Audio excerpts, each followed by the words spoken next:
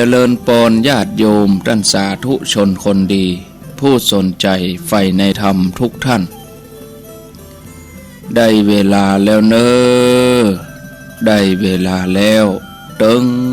เวลาแล้ว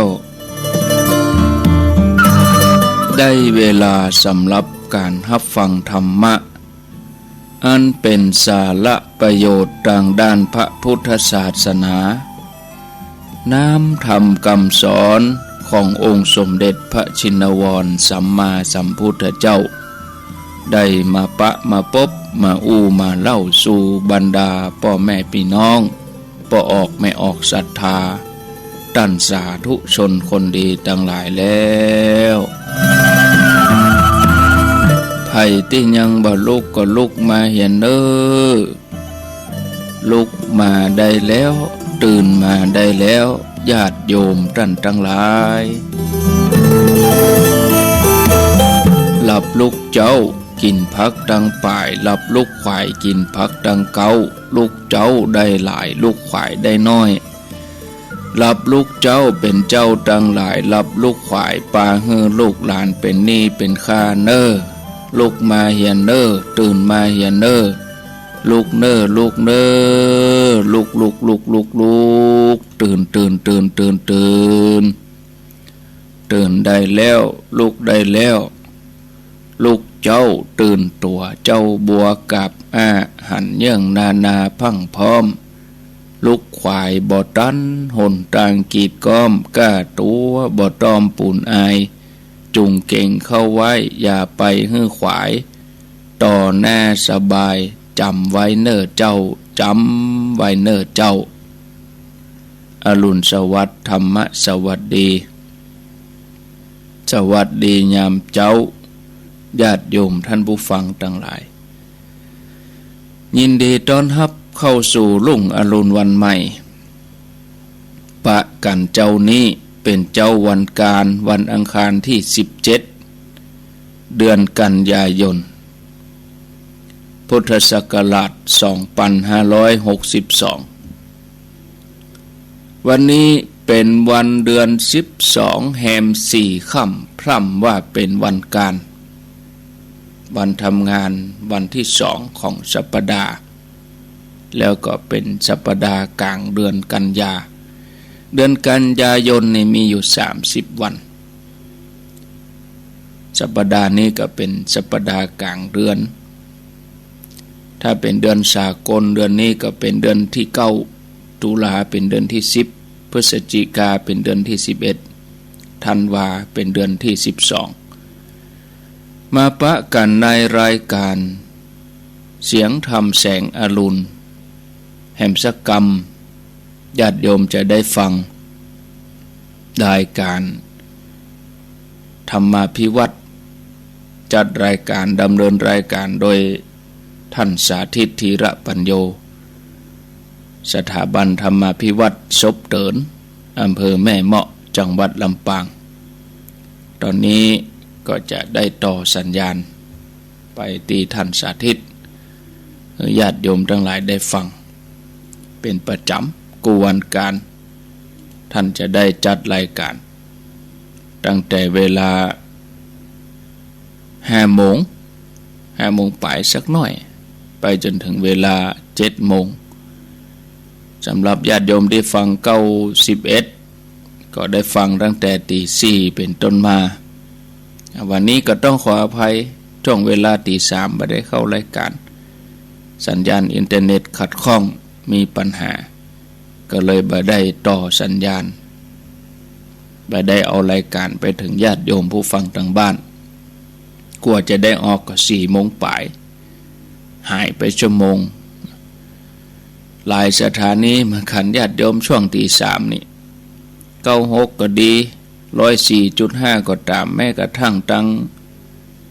เมืองฝางปุ่นโตศรัทธาเปิ้นเดือดร้อนกันวันนี้อย่างมาบ่ได้ยินวันนี้อย่างมาเงียบปิ้งไปวะถามหากันโอ้แสดงว่าเปิ้นฟังกันเนาะคนฟังกันฟังนักฟังหลายแต่เนอะก็นึกว่ารายการเมื่อเจ้านี่บ่มีคนฟัง ก็ขอบคุณตัวลุงมานิดโดยหลวงพ่อมานิดโดยสเก็ตสำนักสงฆ์หอมบุญได้โทรมาก็บ่ได้อู้จบสักกรรมเพราะว่าฟังตัดสัญญาณแปลงวิทยุก็ได้แปลงเนาะโทรศัพท์ก็ได้อู้วิทยุก็ได้แปลงเนี่ยก็เลยเข้าใจแปลงทั้งเพศทั้งปูนกับสัญญาณก็ตัดไปอย่าโอ้มันวุ่นวายโทรศัพท์ก็ดีฮับคอมพิวเตอร์ก็ได้แปลงอย่า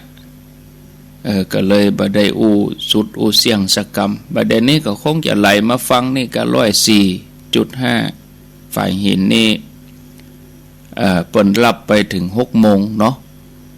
เป็นประจำอะตี 3 ถึง 6 โมงตี 3 ถึง 6 โมงนะที่104.5นี่วัดฝ่ายหินของท่านอาจารย์วิสุวัตรเปิ่นจะรับสัญญาณเปิ้นก็แจ้งมาแล้วศรัทธาญาติโยมเปิ้นว่ารายการที่104.5นี่เปิ้นจะฮับจันทร์ถึงศุกร์ตี 3 ถึง 6 โมงยกเว้นวันพฤหัสบดีวันพฤหัสนี่ถึงตี 5เพราะว่าวันพัดนี่เป็นรายการเทศธรรมนะตอนนี้ญาติโยมฟังตั้งในเวียงฟังที่104.5อยากจะฟังรายการนี้ก็ไหลมาตี104.5เปิ้นจะฮับสัญญาณตี 3 ถึง 6 โมงทุกวันแล้วก็เว้นเฉพาะวันพฤหัสเนาะต่อไปนี้สัญญาณท่านสาธิตเปิ้นพร้อมแล้วก็เชิญรับฟังนะศรัทธาญาติโยมท่านผู้ฟังทั้งหลายก็เดี๋ยวต่อสัญญาณไปลำปางกำเดี๋ยวเนาะญาติโยมได้ฟังกันก็ท่านจะออกรายการกู้วันการเวลา2 ช่วงแรกก็จะเป็นช่วงเวลาตี 4 ถึงตี 5แล้วช่วงที่2ก็เวลาเนี้ยประมาณ5 โมง 15ไปจนถึงเวลา7 โมงเฉพาะที่104.5นี่ก็ถึงเวลา6 โมงหลังจากนั้นสถานีอื่นๆก็ไปถึงเวลา7 โมงตอนนี้สัญญาณพร้อมแล้วขอนิมนต์ครับครับผมขอกราบถวายความเคารพพระเถรานุเถระที่เคารพอย่างสูงทุกรูปเจริญสุขสวัสดีสาธุชนท่านผู้ฟังทุกคนทุกท่านสำหรับสาธุชนท่านผู้ฟังที่เกียรติรับฟังรายการธรรมาภิวัตรอันเป็นรายการวิทยุเพื่อการเผยแผ่พระพุทธศาสนาส่งเสริมการศึกษาและพัฒนาสังคมรายการนี้รับผิดชอบโดยอาตมาภาพพระสาธิตธีรปัญโยผู้อำนวยการสถาบันธรรมาภิวัตรสถาบันเพื่อเผยแผ่พระพุทธศาสนาส่งเสริมการศึกษาและพัฒนาสังคมตั้งอยู่ณที่พักสงฆ์สถาบันธรรมาภิวัตรบ้านศพเตินตำบลศพปาดอำเภอแม่เมาะจังหวัดลำปางสาธุชนท่านผู้ฟังรายการนี้ออกอากาศอยู่2 ลักษณะก็คือเป็นรายการสดลักษณะหนึ่งแล้วก็เทปบันทึกเสียงลักษณะหนึ่งรายการสดนี้ออกอากาศทุกวันอังคารในช่วงเวลาตี 5 จนถึง 7 โมงเช้าแล้วก็ในช่วงท้ายรายการจะได้เปิดสายท่านผู้ฟังที่ฟังอยู่ทางบ้านได้โทรเข้ามาร่วมเอ่ยกันโทรเข้ามาร่วมแสดงกำกับความเห็นกันรายการสดทุกวันอังคารช่วงเวลาตี 5 จนถึง 7 โมงนี้ออกอากาศผ่านทางสถานีวิทยุในเครือข่ายสถานีวิทยุ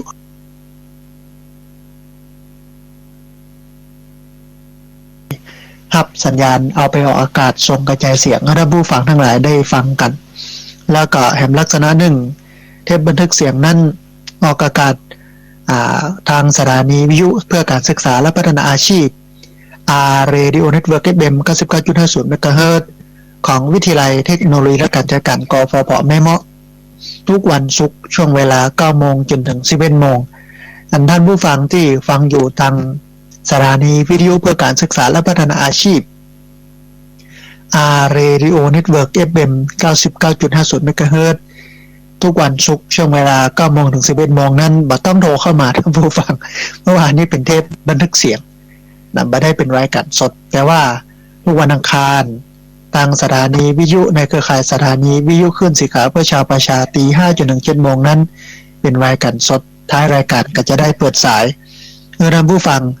ที่ฟังอยู่ทางบ้านได้โทรเข้ามาร่วมมือร่วมเอ่ยกันโทรเข้ามาร่วมแสดงความคิดความเห็นกันก็ตะวันแม่แรงท่านผู้ฟังได้ประสานไปทางอาจารย์พระครูอภิวัฒนวิกรมว่าอาจารย์ครับ รายการธรรมะทุกวันอังคารหรือว่าวันพรุ่งนี้ปกติก็ครับนะอันปกติก็จะถามกันอย่างเงี้ยตลอดเพราะว่าบางครั้งบางทีติดภารกิจด้านอาจารย์มาได้จัดเนอร์ยกไว้ก่อนเนอร์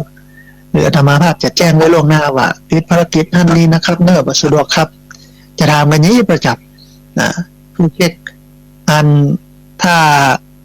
เป็นภาษาสมัยใหม่ของคนทำงานเป็นอย่างว่าคอนเฟิร์ม คอนเฟิร์มยืนยันถามเช็คกันอย่างนี้ยันพระครูพระนาวิกรมมันก็บอกว่าปกติครับแล้วก็อันของอาจารย์ได้อู้เอ่ยกันถึงทัศนคติความคิดความเห็นเกี่ยวกับการที่พระเปิ่นไปช่วยเหลือสังคม โดยเฉพาะที่น้ำท่วมเนี่ยห้องกับเนี่ยกำเข้าไปเอาครัวไปแจกทำนั่นทำนี่มันก็มีคนอยู่2 จำพวกแต่เมื่อหันพระสงฆ์ปฏิบัติอย่างนั้นก็อันนึงก็ชื่นชมเนาะว่าโอ้ดีแล้วนะพระมาโปรดตัวเนี่ยมาช่วยมาเหลือมาเกลือมากูลกัน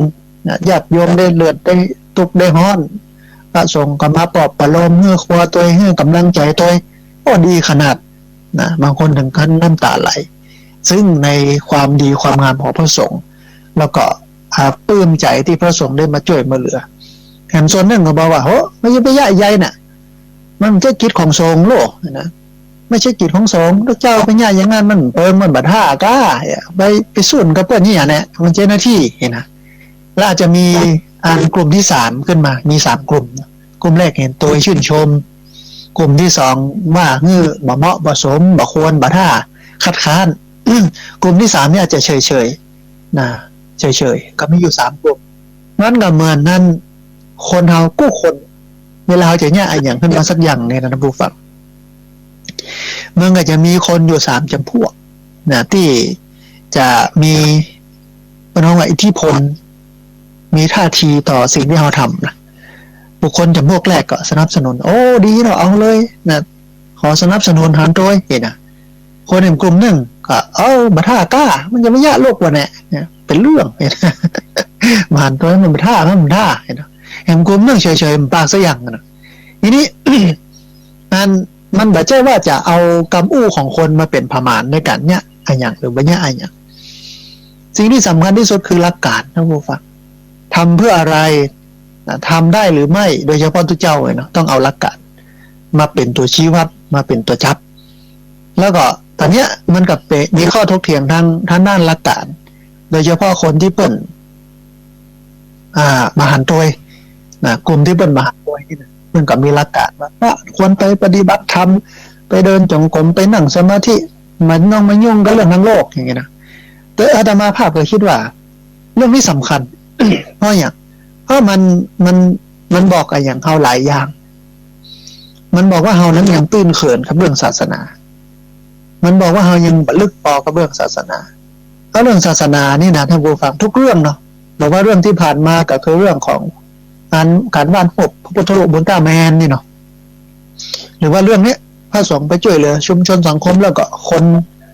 คนสนับสนุนอย่างนี้เนาะศาสนานั้นเรื่องของศาสนานะต้องมองให้ลึก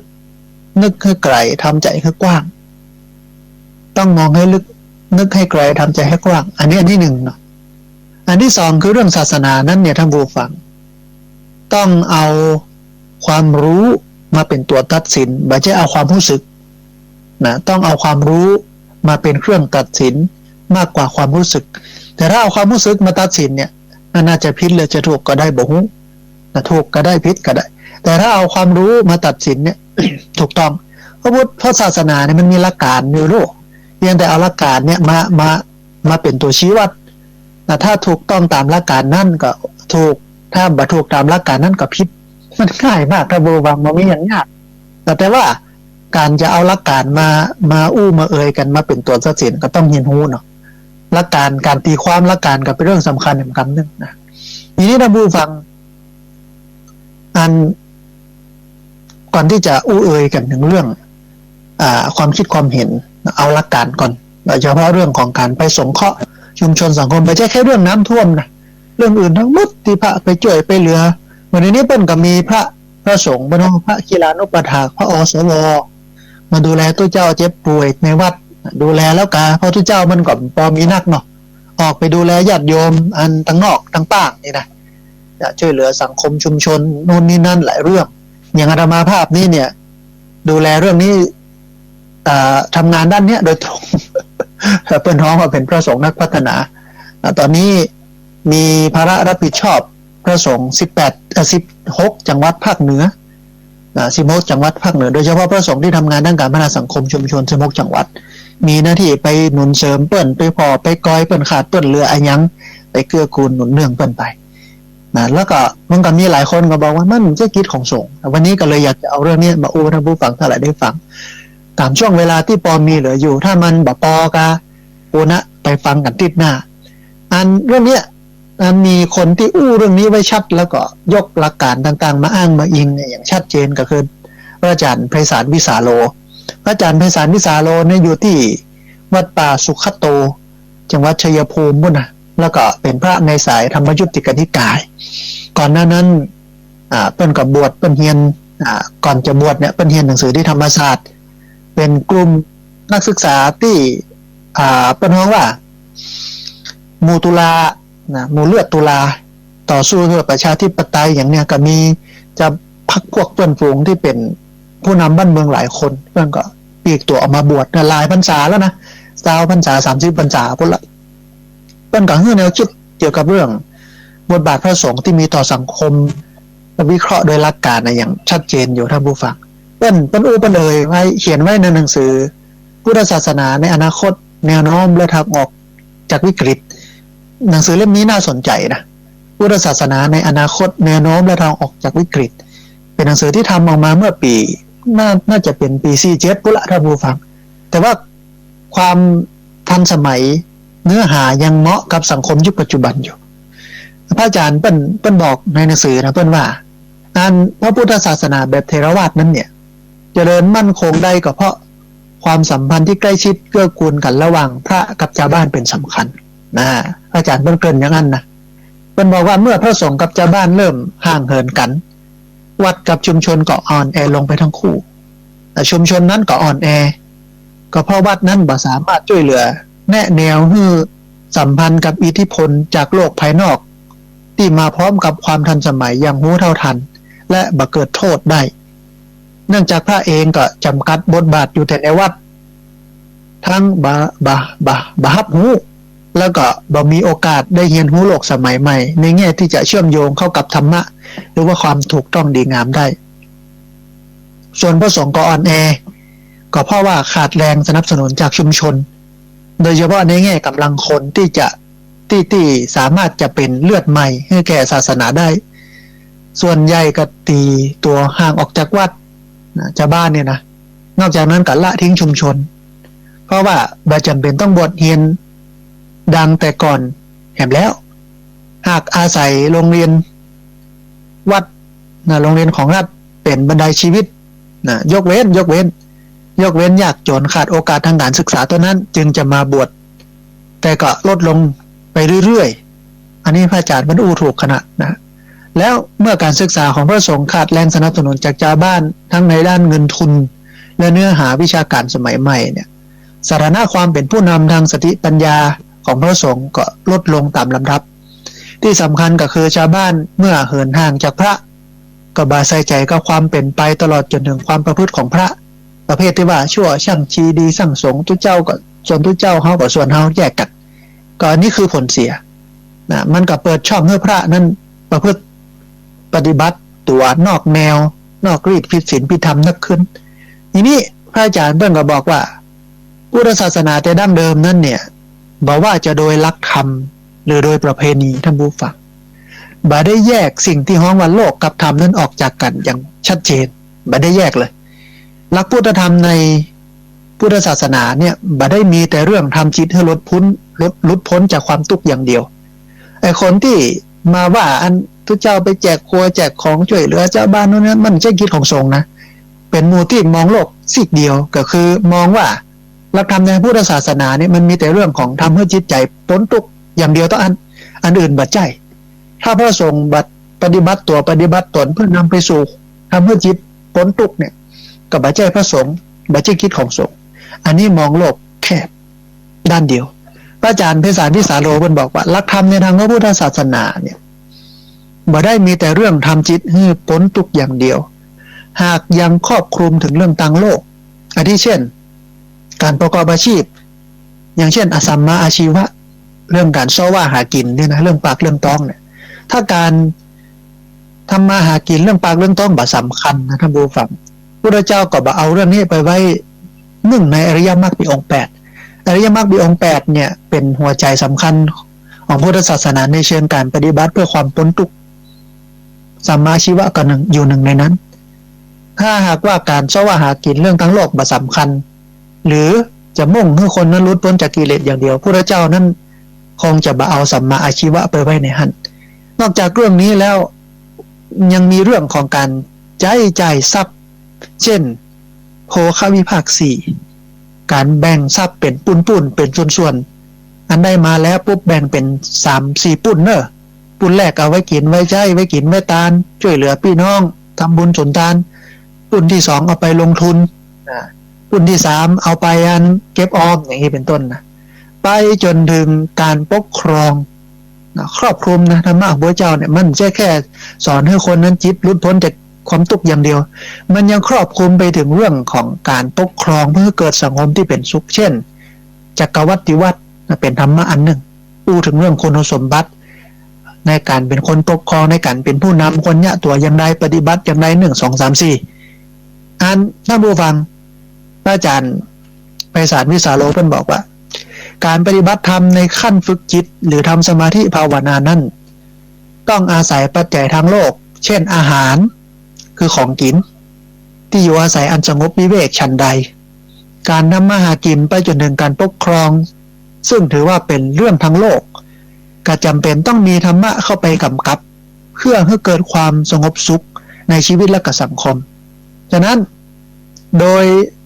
ที่ในจุดมุ่งหมายในขั้นสุดท้ายของกิจกรรมทางโลกนั้นเนี่ยก็ต้องเป็นไปเพื่อความงอกงามของทางธรรมตัวมันเกื้อกูลกันนะอย่างที่อาตมาภาพว่านะโลกนะเกื้อกูลทำค้ำฉุดโลกเป็นอย่างนั้นโลกในทางประเพณีท่านผู้ฟังสังคมไทยก็ไม่ได้แยกโลกออกจากธรรมอย่างชัดเจนถือกันว่าหน้าที่ของผู้ปกครองโดยเฉพาะพระมหากษัตริย์เนี่ยบ่ใจมีแค่บำบัดทุกข์บำรุงสุขต่ออันหากยังต้องอุปถัมภ์ศาสนาและก็พดุงศีลธรรมของราษฎรโดยรวมถึงการเป็นแบบอย่างทางด้านพฤติกรรมตัวแล้วก็สามารถสั่งสอนธรรมะแก่ราษฎรได้ตัวด้วยคตินิยมนี้เนี่ยจึงมีบันทึกในพระราชพงศาวดารว่าพระเจ้าทรงธรรมเสด็จออกบอกหนังสือพระภิกษุสามเณรที่พระที่นั่งจอมทอง3หลังเนืองๆอันนี้เป็นก็อ้างมีที่มาที่ไปในทำนองเดียวกันท่านผู้ฟังเมื่อพระบาทสมเด็จพระพุทธยอดฟ้าจุฬาโลกขึ้นครองราชย์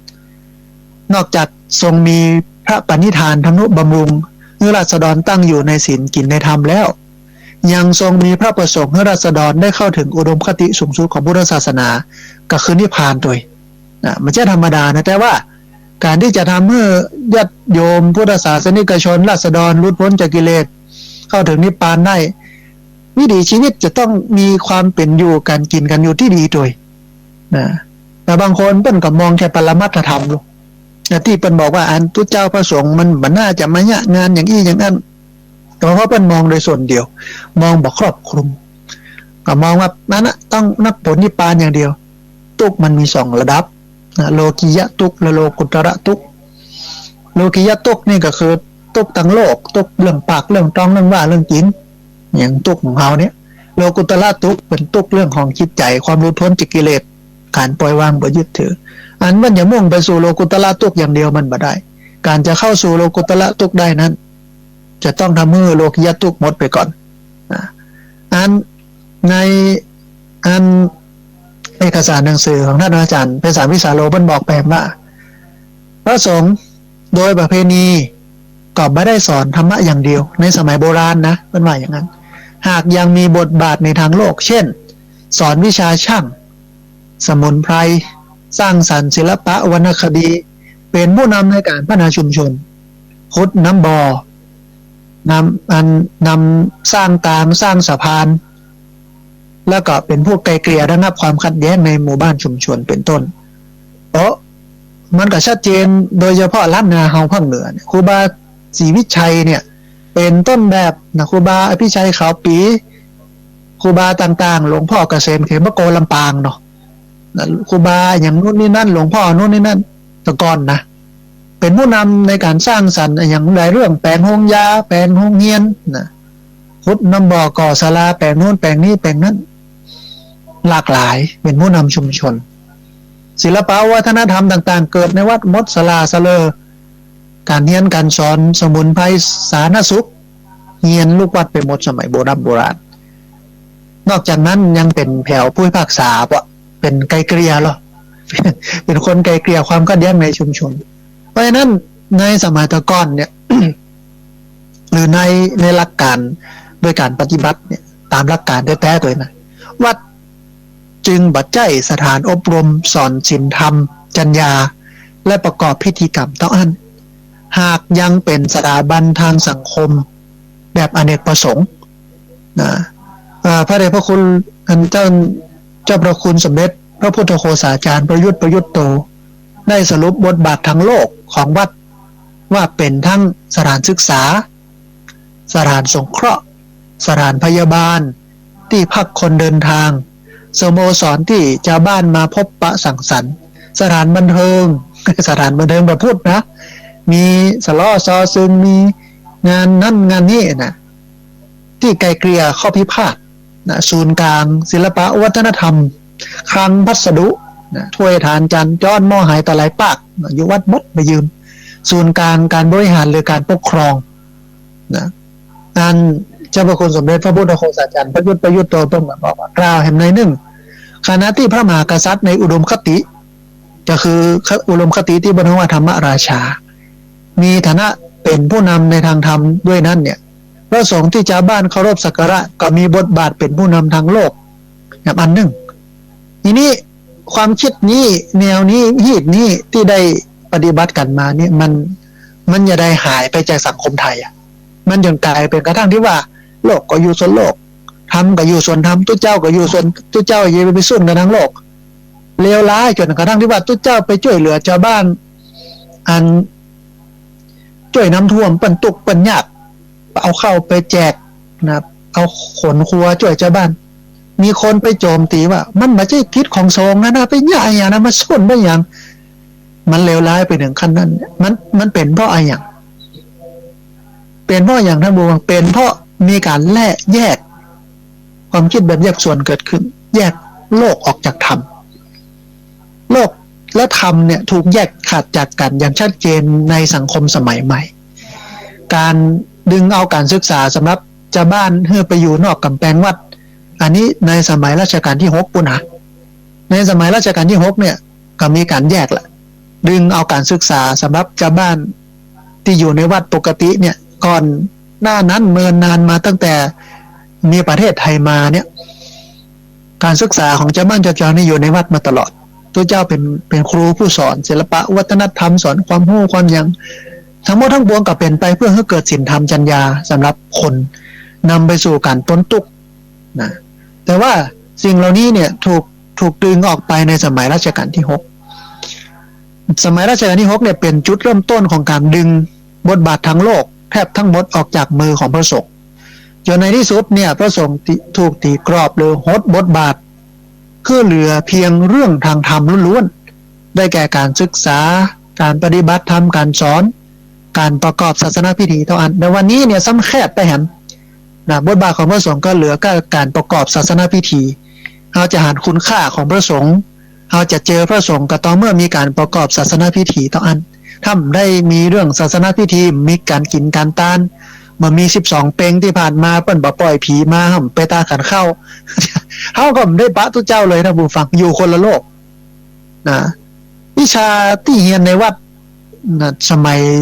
โบราณที่ได้เรียนกันมาเนี่ยหลังจากรัชกาลที่6เนี่ย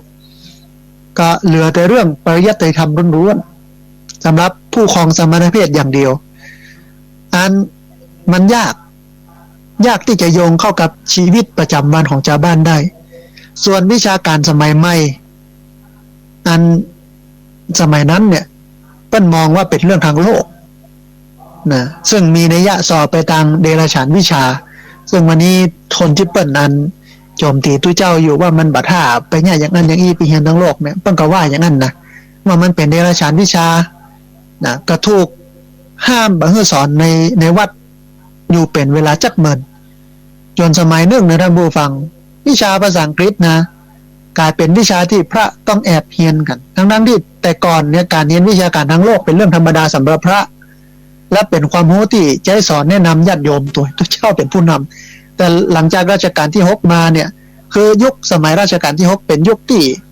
ความคิดแบบวิทยาศาสตร์แยกโลกออกสสารแยกสสารพลังงานแยกโลกออกจากธรรมมันเกิดขึ้นมามันก็มีอิทธิพลมาจากนี้ทำให้เกิดผลกระทบในทางศาสนาตัวนี้ท่านผู้ฟังทัศนคติที่แยกโลกออกจากธรรมมาได้มีอยู่เฉพาะในหมู่พระสงฆ์ต่ออันคฤหัสถ์โดยเฉพาะชนชั้นกลางที่ได้รับการศึกษาอย่างใหม่ซึ่งวันนี้คนชั้นกลางเหล่านั้นก็กลายเป็นคนชั้นสูงชนหนึ่งแล้วก็ชนชั้นกลางที่มีอิทธิพลอยู่ในสังคมเนี่ยเป็นคนชี้แนะชี้นำอย่างต่างๆก็หันเช่นกันว่าหน้าที่ของพระสงฆ์เนี่ยควรจำกัดอยู่แค่เรื่องธรรมะต่ออันพระสงฆ์ถูกคาดหมายว่ามาบวชเพื่อละทางโลกดังนั้นเนี่ยคฤหัสถ์จึงต่อต้านการที่พระสงฆ์จะเรียนวิชาการสมัยใหม่ด้วยเห็นว่ามันบ่ใช่กิจของสงฆ์พ่องกลัวว่าจะซึกพ่องเป็นเหตุให้แนวความคิดเรื่องมหาวิทยาลัยสงฆ์ซึ่งสมัยตะกอนนี้เป็นเริ่มต้นตั้งแต่สมัยรัชกาลที่5ต้องสะดุดยุดลงในรัชกาลต่อมาแล้วก็ล้มลุกคลุกคลานมาโดยตลอดอันเพิ่งจะได้รับการยอมรับเป็นทางการกับบักกี้ปีนี่เองนะที่มหาวิทยาลัยสงฆ์ที่เปิ้นเรียนกันนี่นะแต่ก่อนนั้นบ่ได้มีแต่ทั้งที่ก่อนหน้านั้นเดิมทีเนี่ย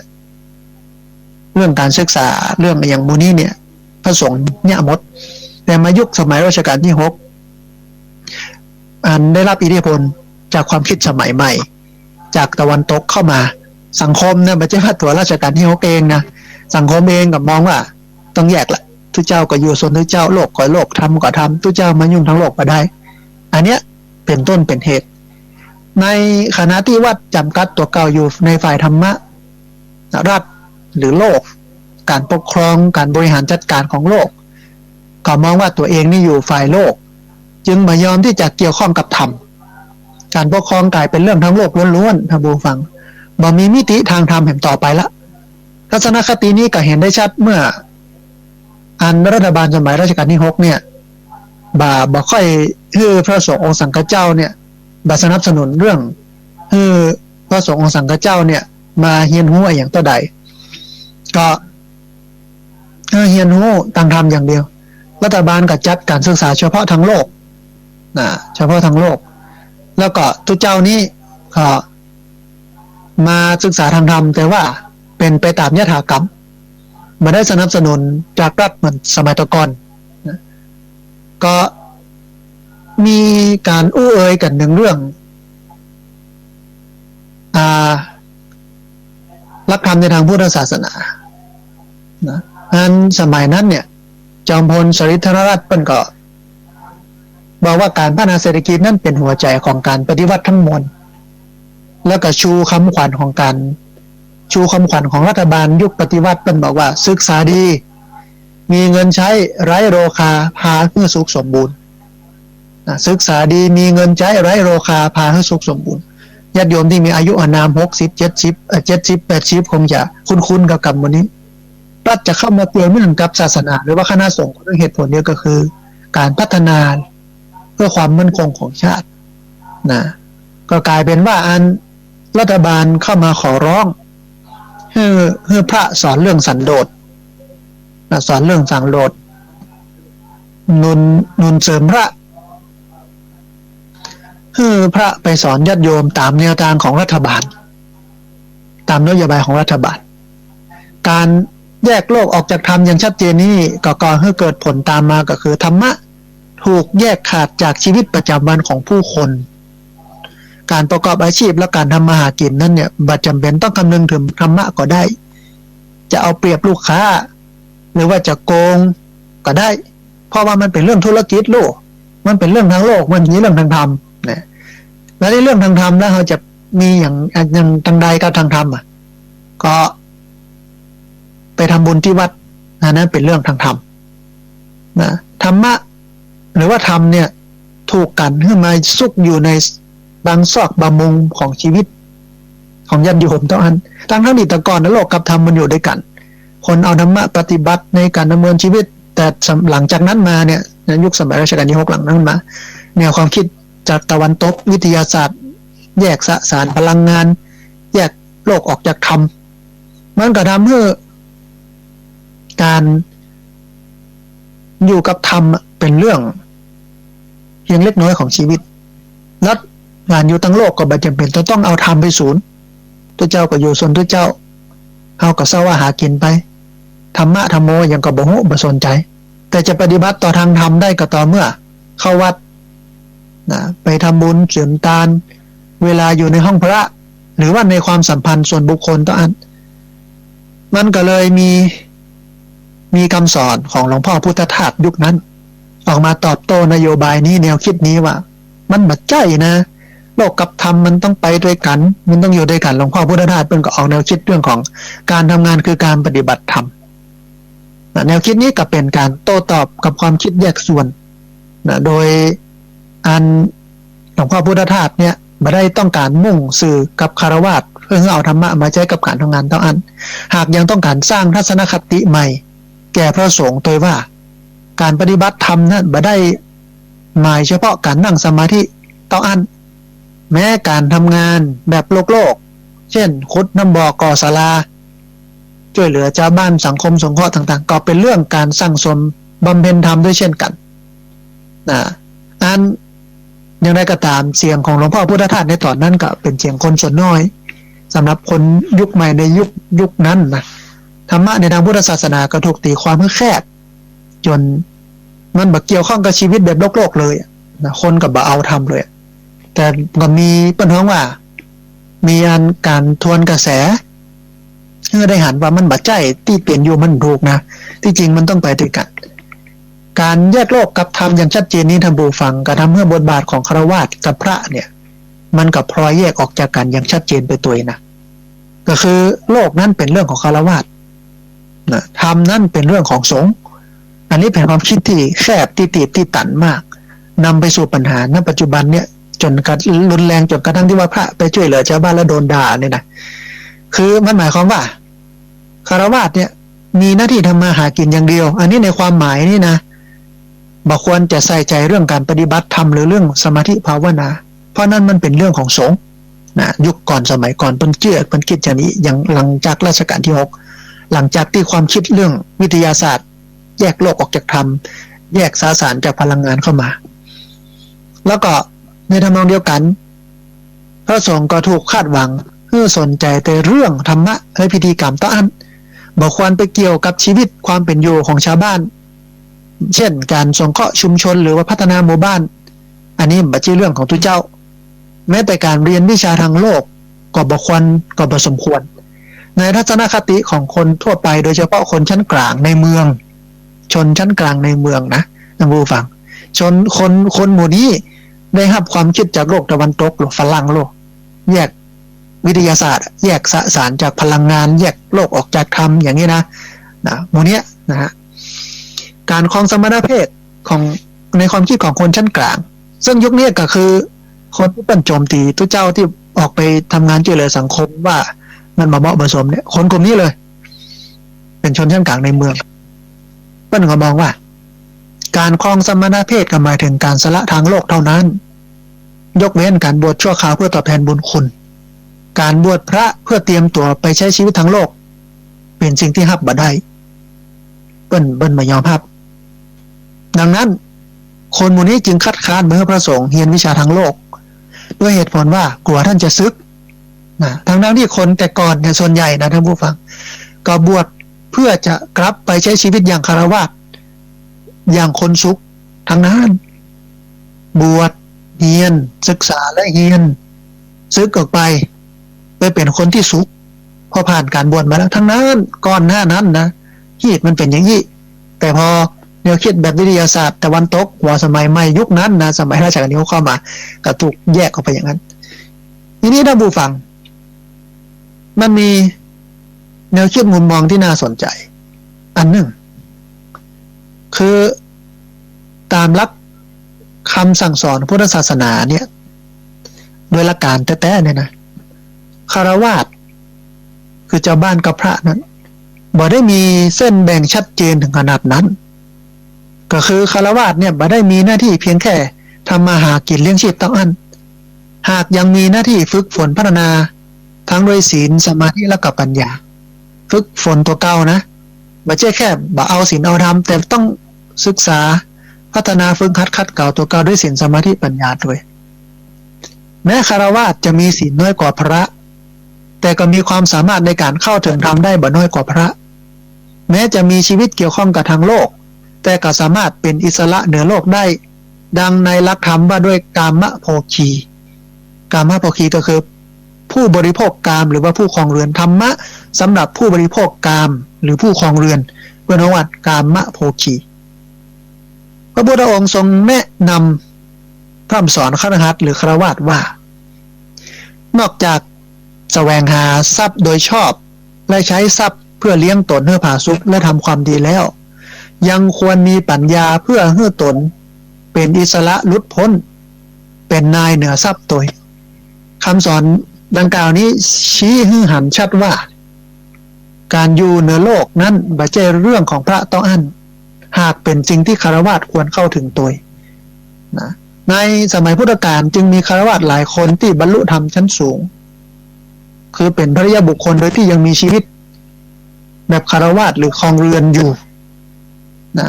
กล่าวอย่างหนึ่งที่สุดเนี่ยก็คือคฤหัสถ์สามารถเป็นพระได้ในเวลาเดียวกันหากมีคุณธรรมท่านผู้ฟังอย่างใดก็ตามในระยะหลังเนี่ยเมื่อมีการแบ่งบทบาทอย่างชัดเจนระหว่างพระกับคฤหัสถ์ก็ทำให้ทั้งสองฝ่ายเนี่ยห่างเหินกันนักขึ้นในขณะนั้นที่การแยกโรงเรียนกับวัดออกจากกันก็ทำให้คฤหัสถ์อยู่ไกลวัดตั้งแต่ละอ่อนบกองโตขึ้นมาใหญ่ขึ้นมาก็เอาแต่แสวงหากินบ่สนใจที่จะเข้าวัดฟังธรรมหรือว่าจำศีลอย่างบรรพบุรุษเพราะเข้าใจว่าธรรมะนั้นเป็นเรื่องของตุเจ้าเป็นเรื่องของพระส่วนพระฝ่ายตุเจ้านะก็อยู่แต่ในวัดจำกัดตัวเองอยู่แค่การเทศน์การสอนการประกอบพิธีกรรมบ่ออกไปหาชุมชนทั้งที่มีปัญหาเกิดขึ้นนักหนาป้าป้างนอกวัดนอกว่าจนประชิดกำแพงวัดตุเจ้าก็ไม่สนเพราะว่าถูกกันให้อยู่เฉพาะในวัดไปส่วนกับทั้งโลกบ่เฉพาะปัญหาความยากจนที่มันมาประชิดกำแพงวัดท่านผู้ฟังคนบ่มีจะกินเนี่ยยังมีปัญหาใหม่ๆปัญหาที่มันซับซ้อนตามความซับซ้อนของสังคมเนาะไม่ว่าจะเป็นเรื่องการลักขโมยครอบครัวแตกแยกปัญหายาเสพติดโรคเอดส์ปัญหาสิ่งแวดล้อมถูกทำลายปัญหาเรื่องติดเกมปัญหาเรื่องมีก๊อกอย่างต่างๆของชุมชนโดยที่ปัญหาเหล่านั้นเนี่ยล้วนมีรากเหง้าอยู่ที่จิตสำนึกที่มันขาดธรรมะหล่อเลี้ยงกลายเป็นว่าต่างคนต่างอยู่บ่ไปมาหาสู่กันเหมือนกับคนรุ่นก่อนแต่ก่อนตุเจ้ากับเจ้าบ้านเนี่ยมันอยู่ด้วยกันไปด้วยกันทำด้วยกันฝึกคัดเก่าเรียนรู้ด้วยกันโลกแต่บกองมีความคิดสมัยรัชกาลที่6เข้ามาความคิดแยกส่วนวิทยาศาสตร์สสารพลังงานเข้ามาในสมัยรัชกาลที่6ก็ถูกแยกออกจากกันไปคืออันจะมาเกี่ยวข้องกันก็ต่อเมื่อมีเหตุ เช่นมีกินมีตานมีงานตายงานอย่างเนี้ยระยะหลังๆซ้ำเลวร้ายไปกว่านั้นจะมาเกี่ยวข้องกันมีบ่พ้นกับเรื่องเงินทองก็คือคารวะเข้าวัดกับพ่อหวังโชคลาภจากพระสงฆ์พระสงฆ์ส่วนใหญ่เข้าหาคารวะก็เพราะต้องการเรียอะไรเงินเป็นหลักมาได้มีธรรมะเป็นตัวกลางทีนี้มันเป็นผลเสียของการแยกโลกออกจากธรรมผลแห่งประการหนึ่งที่ตัวมาจากการแยกโลกออกจากธรรมอย่างแทบจะเด็ดขาดก็คือการทำให้ธรรมะกลายเป็นเรื่องส่วนบุคคลเป็นผู้ฟังการที่ทำให้ธรรมะกลายเป็นเรื่องส่วนบุคคลหรือว่าเป็นเรื่องส่วนตัวก็คือไม่ว่าจะปฏิบัติธรรมเพียงใดก็ไม่ได้สนใจที่จะไปช่วยเหลือสังคมเพราะมุ่งหลุดพ้นจากกิเลสก็ถือว่าการไปยุ่งกับโลกนี่มันเป็นเรื่องทั้งโลกทัศนคติดังกล่าวนี้แพร่หลายในหมู่นักปฏิบัติธรรมท่านผู้ฟังไม่ใช่เฉพาะพระสงฆ์หากรวมคฤหัสถ์ตัวซึ่งระยะหลังๆนี้ก็เริ่มสนใจสมาธิภาวนานักขึ้นในระยะหลังก็กลายเป็นเรื่องปัจเจกไปเหี้ยไม่ใช่เป็นเรื่องสังคมทั้งที่ธรรมะเป็นเรื่องของสังคมแต่มันถูกความคิดแยกส่วนเนี่ยมาทำให้ทัศนคติเรื่องการปฏิบัติธรรมมันแคบแม้กระทั่งการสอนธรรมะก็เน้นแต่ระดับบุคคลก็คือเวลาอู้ถึงการทำความดีก็สอนในแง่ที่เป็นการทำความดีเฉพาะตัวเช่นรักษากายวาจาให้เรียบร้อยเป็นปกติแต่มักจะมองข้ามการทำความดีต่อส่วนรวมเช่นการบำเพ็ญสาธารณประโยชน์การมีจิตอาสาและก็การรักษาสมบัติของส่วนรวมในทำนองเดียวกันเมื่ออู้ถึงผลเสียของการละเมิดศีลก็เน้นเฉพาะส่วนที่ก่อให้เกิดความเดือดร้อนทั้งแก่ผู้กระทำและผู้ถูกกระทำต้องอันมาได้อู้ถึงผลกระทบต่อส่วนรวมหรือว่าสังคมทั้งที่ธรรมะในพุทธศาสนานั้นเนี่ยล้วนมีมิติทางสังคมหรือเกี่ยวข้องกับส่วนรวมทั้งสิ้นแม้แต่การบำเพ็ญบารมีเพื่อบรรลุโพธิญาณของพระโพธิสัตว์ทั้งหลายก็ล้วนมุ่งประโยชน์ต่อสรรพสัตว์มาได้เพื่อพ้นทุกข์เฉพาะตัวนะมันเป็นเรื่องสังคมล้วนๆเรื่องหน้าหมู่ล้วนๆทีนี้ท่านผู้ฟังความเข้าใจธรรมะอย่างบอกครบถ้วนอย่างซึ่งปัจจุบันนี้มีอิทธิพลสูงมากกับคนกลุ่มหนึ่งที่พยายามจะ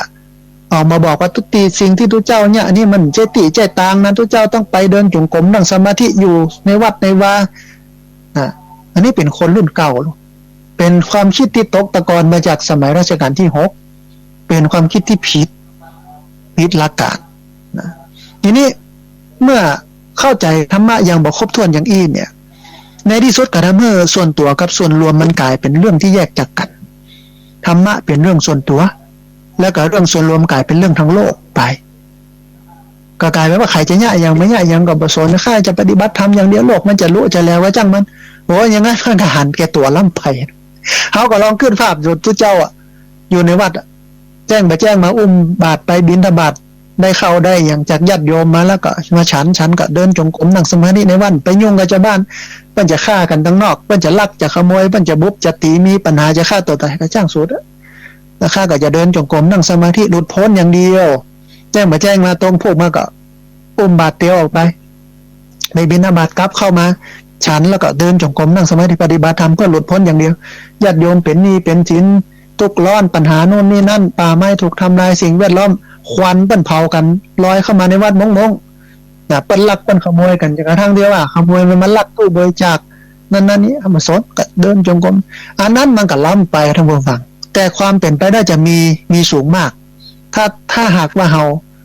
มามองให้มันครบถ้วนหรือมองแบบแยกส่วนในสมัยรัชกาลที่6ตะกอนก้อนนี้เนี่ยตกมาตั้งแต่สมัยรัชกาลที่6มาจนถึงบัดเดียวนะทีนี้ท่านผู้ฟังถ้าอู้ถึงแนวทางในทางพระพุทธศาสนาแต่ที่จริงแล้วในทางพระพุทธศาสนานั้นเนี่ยส่วนตัวกับส่วนรวมนี่มันอาจแยกออกจากกันได้นะมีพุทธพจน์ที่พระพุทธเจ้าได้ตรัสไว้รับรองไว้กับเรื่องนี้ว่าเมื่อรักษา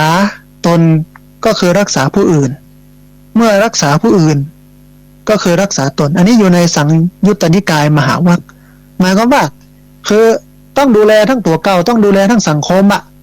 ไม่ใช่ว่าจะไปดูแลอย่างก็ตัวเองแล้วบัดดูแลคนอื่นเนี่ยนะทีนี้ท่านผู้ฟังกิจการของพระที่ทำเรื่องนี้ก็เริ่มมีพลังน้อยลงกับสังคมหายไปแยกวัด ออกจากชุมชนแยกตู้เจ้าออกจากชาวบ้านแยกโลกออกจากธรรมต่างคนต่างอยู่ซึ่งมีผลเสียหายนักหนาจารีที่